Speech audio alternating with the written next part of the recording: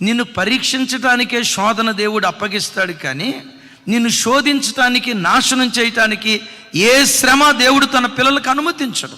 ఎంతవరకు శోధన అనుమతిస్తాడు? నువ్వు సహించగలిగినంతే, నువ్వు భరించగలిగినంతే, నువ్వు ఓర్చుకోగలిగినంతే, నువ్వు తట్టుకోగలిగినంతే దేవుడు శోధిస్తాడు, కానీ నీవు సహించలేని శోధన పొరపాటును అనుమతించడు. ఎందుకో తెలుసా? ఈ దేవుడు నమ్మదగినవాడు. ఓసారి VBS జరుగుతుంది. 7వ క్లాస్ చదివే పిల్లోడు తొంటరి పని చేసాడు చర్చిలో. వాడిని కొడదాం అనుకున్నాను, కానీ దిద్దుబాటు చేయడానికి సరే ఎందుకులే ఓ మాట వాళ్ళ నాన్నకి చెప్దాం, తల్లిదండ్రులు అయితే కాస్త ఎక్కువ దగ్గరగా ఉంటారు కదా, గమనించుకుంటారని చెప్పి నేను ఫోన్ చేసి, అన్న కొంచెం వీడికి భయం ఏర్పడిన అన్న, తొంటరి పనులు చేస్తున్నాడు, చర్చిలో తొంటరి పని చేశాడన్న, కొంచెం వాడు ఇంటికి వచ్చిన తర్వాత భయం చెప్పండి అన్న అన్న. ఆయన ఆ మాటని, అన్న వాడు చర్చిలో తొంటరి పని చేసి నాకు అవమానం తెస్తాడా? వాడు ఇంటికి వచ్చిన తర్వాత కాదన్న, చర్చిలోనే వాడు అంతు తేలుస్తా నాకన్నా అని ఫోన్ పెట్టాడు.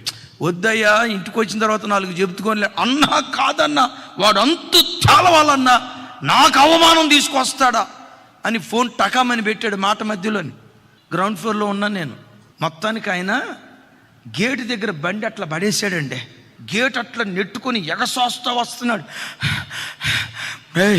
నాకు అవమానం తీసుకొస్తావు, నీ అంతు తేడుస్తా ఈరోజు, నువ్వన్నా ఉండాలా,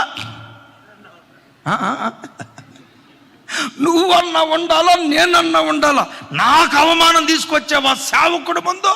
నేను చూసి అనుకున్న, దేవా అనవసరంగా వాళ్ళ నాన్నకి చెప్పాను, నేనే ఒక చిన్న దెబ్బేస్తే పోయేది కదా. ఇట్లా కాలర్ పట్టుకున్నాడండి. కాలర్ పట్టుకొని ఊపుతా ఉంటే నా ప్రాణం ప్రాణం పైన పోయినట్టే ఉంది. ఇక చూశారు, ఇట్లా ఊపండి, ఊపి చెయ్యి కదెత్తినట్టు ఎత్తి కొట్టాడండి. ఏ రేంజ్లో కొట్టాడు తెలుసా? ఇట్ట అన్నాడు.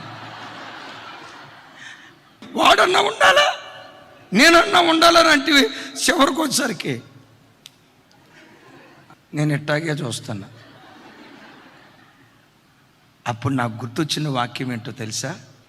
తన కడుపున పుట్టిన బిడ్డ ఎంత దెబ్బ భరించగలడో ఆ తండ్రికి తెలుసు, అంతే కొడతాడు.